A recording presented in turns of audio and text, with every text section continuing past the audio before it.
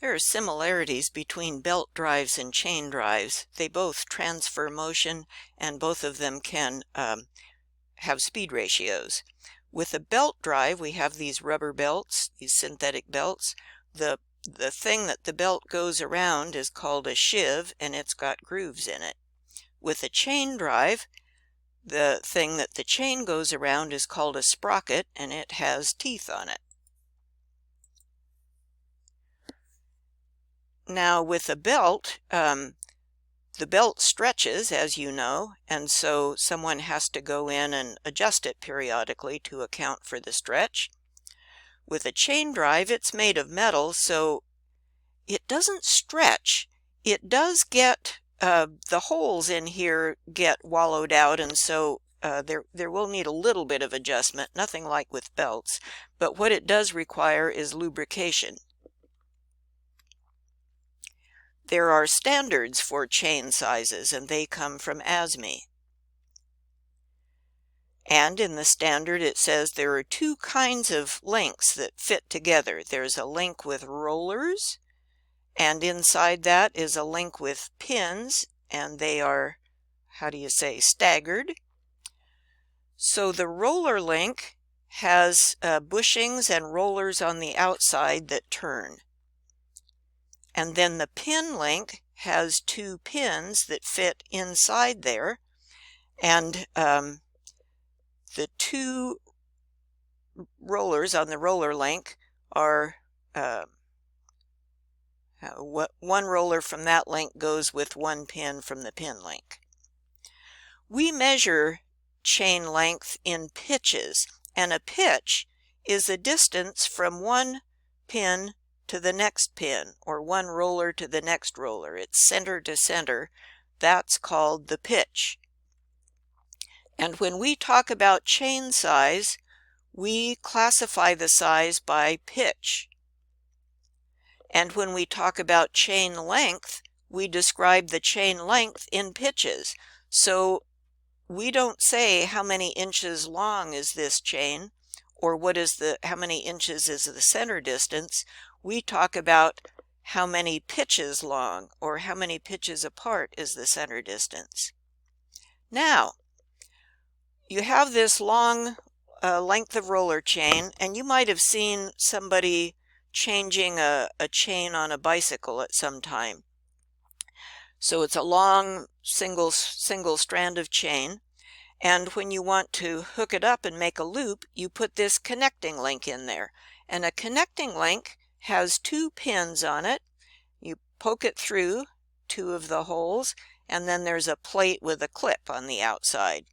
Notice that the connecting link has two pins, so that means, here's a picture on the left, you need two holes. And what that means is that you can only use these connecting links if you have an even number of pitches. If for some reason you have an odd number of pitches, all is not lost. You can use what's called an offset link. And an offset link is, it's like an adapter. It has one side that's a pin and one side that's a roller. And that's what you use if there are an odd number of links. Here's the problem. Your customer may not have offset links in their inventory, and so if their roller chain breaks and they don't have an offset link, then they've got to shut down and go into town and buy parts. But everybody's got regular connecting links, so just do them a favor and make sure you have an even number of pitches in your chain. These chain sizes are classified by numbers, and we won't spend a bunch of time looking at these numbers, but basically the first number is the size in eighths of an inch, and the second number is what kind of thing is it. So if we have a number 25 chain, which is what we're going to use in our exercise today, that number 25 means it's a 1/4 inch pitch, so 1/4 inch from center to center, and it's got bushings.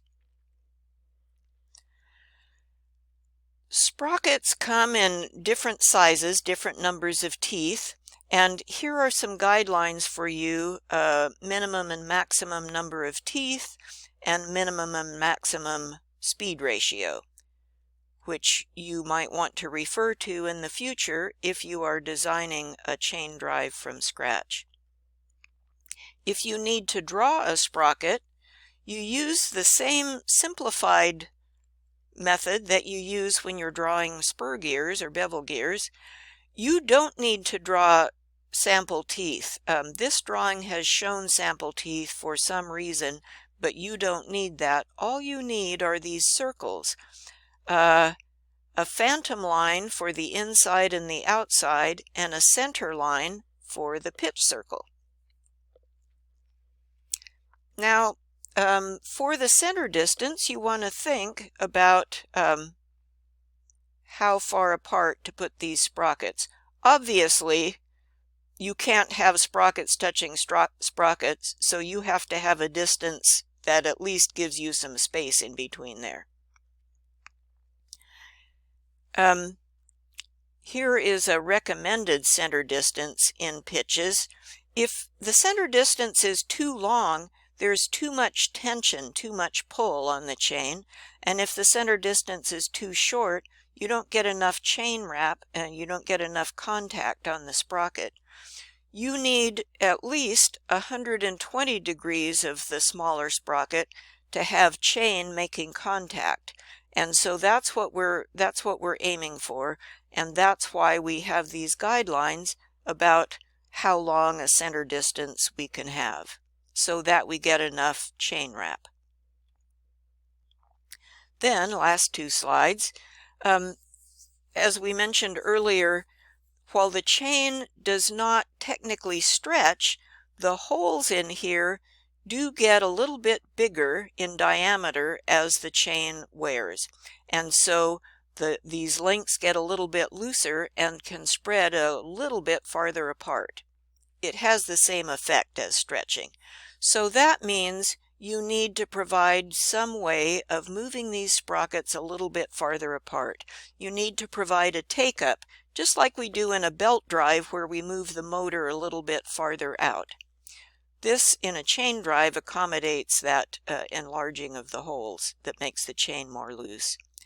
Or instead of a take-up, you could use an idler, which is a third sprocket that you can push farther up or farther away to tighten the chain or loosen the chain.